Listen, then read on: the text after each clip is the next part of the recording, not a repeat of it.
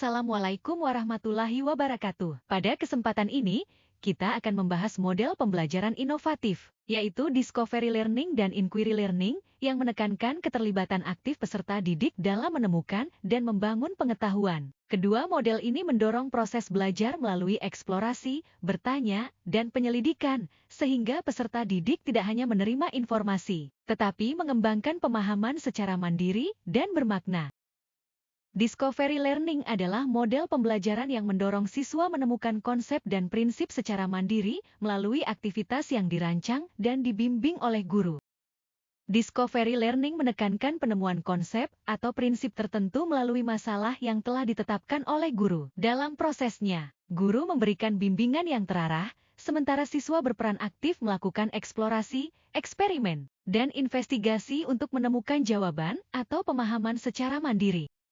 Discovery Learning dilaksanakan melalui tahapan yang sistematis, dimulai dari pemberian rangsangan oleh guru berupa pertanyaan, fenomena, atau masalah untuk membangkitkan rasa ingin tahu siswa. Selanjutnya, siswa mengidentifikasi masalah yang relevan, mengumpulkan data atau informasi yang diperlukan, kemudian mengolah dan menganalisis data tersebut. Hasil analisis selanjutnya diverifikasi untuk memastikan kebenaran temuan, hingga akhirnya siswa menarik kesimpulan atau generalisasi berupa konsep atau prinsip yang dipelajari. Inquiry Learning merupakan model pembelajaran yang menekankan proses berpikir kritis dan sistematis melalui kegiatan bertanya, menyelidiki, dan mencari jawaban atas suatu masalah. Dalam pembelajaran ini, siswa secara aktif terlibat dalam proses penelitian sederhana hingga ilmiah untuk mengumpulkan, menganalisis, dan menafsirkan data, sehingga memperoleh pemahaman yang lebih mendalam dan bermakna terhadap konsep yang dipelajari. Inquiry Learning memiliki fokus yang lebih luas karena mencakup keseluruhan proses penelitian ilmiah. Dalam model ini, siswa didorong untuk merumuskan masalah atau pertanyaan secara lebih mandiri baik sepenuhnya bebas, free inquiry, maupun dengan bimbingan guru, guided inquiry. Tingkat kemandirian siswa relatif tinggi, terlihat dari kebebasan dalam menyusun hipotesis, merancang prosedur, serta menganalisis hasil penyelidikan, sementara guru berperan sebagai pembimbing yang mendampingi dan mengarahkan proses penelitian agar berjalan sistematis dan bermakna.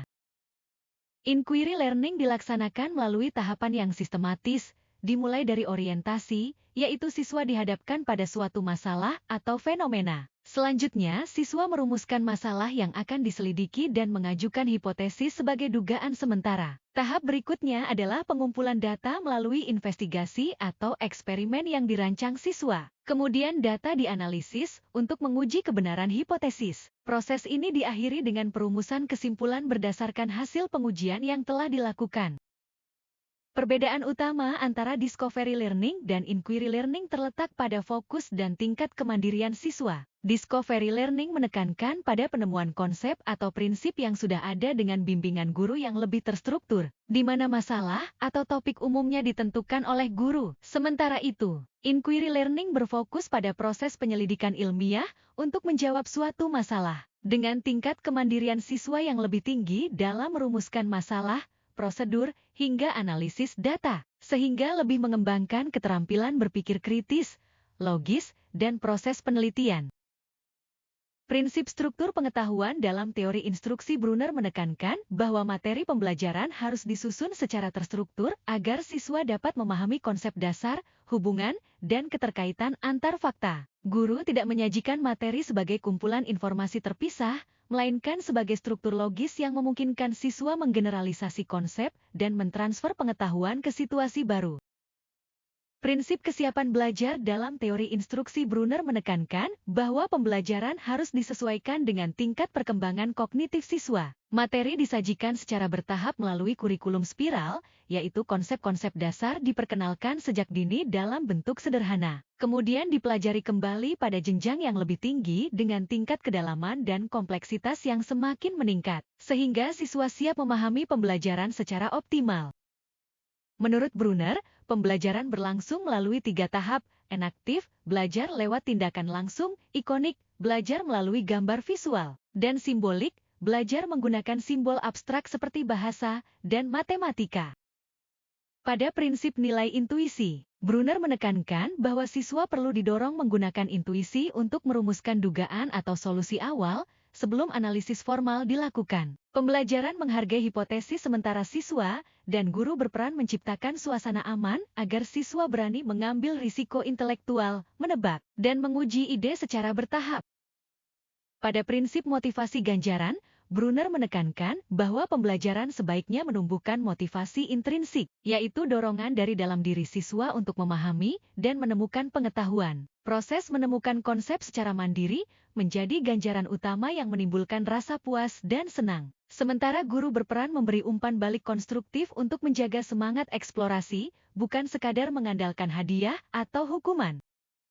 Prinsip discovery learning menurut Brunner menekankan bahwa siswa harus menemukan sendiri struktur pengetahuan. Dengan pembelajaran yang disesuaikan dengan kesiapan kognitifnya, siswa didorong menggunakan intuisi dan keberanian berhipotesis. Sementara motivasi utama belajar berasal dari kegembiraan dan kepuasan saat berhasil menemukan konsep secara mandiri.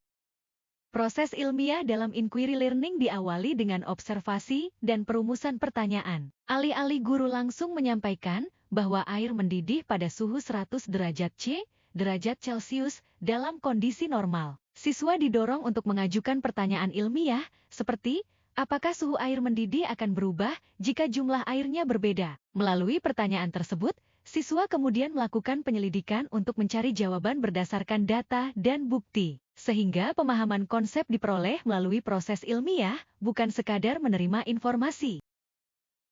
Pada tahap mengajukan hipotesis dalam inquiry learning, siswa belajar menyusun dugaan sementara sebagai jawaban awal atas pertanyaan yang telah mereka rumuskan. Dugaan ini belum tentu benar, tetapi disusun berdasarkan pengetahuan awal, pengalaman, dan hasil pengamatan siswa. Melalui proses ini, siswa dilatih untuk berpikir prediktif dan kausal, yaitu memperkirakan hubungan sebab akibat sebelum melakukan pengujian. Tahap ini menjadi langkah krusial dalam proses ilmiah karena siswa tidak sekadar mencari informasi, melainkan aktif memperkirakan kemungkinan hasil yang nantinya akan dibuktikan melalui penyelidikan.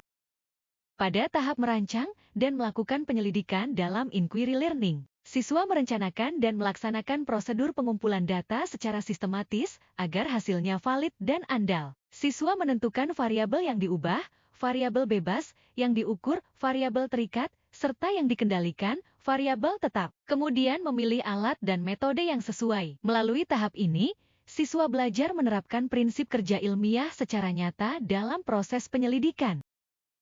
Pada tahap mengumpulkan dan menganalisis data dalam inquiry learning, siswa secara aktif mengumpulkan data melalui observasi, pengukuran, atau eksperimen. Data yang diperoleh kemudian diorganisasi, diolah, dan dianalisis misalnya dengan membuat grafik atau menghitung rata-rata untuk menemukan pola atau bukti yang mendukung penyelidikan. Tahap ini melatih keterampilan berpikir analitis yang penting dalam sains dan matematika.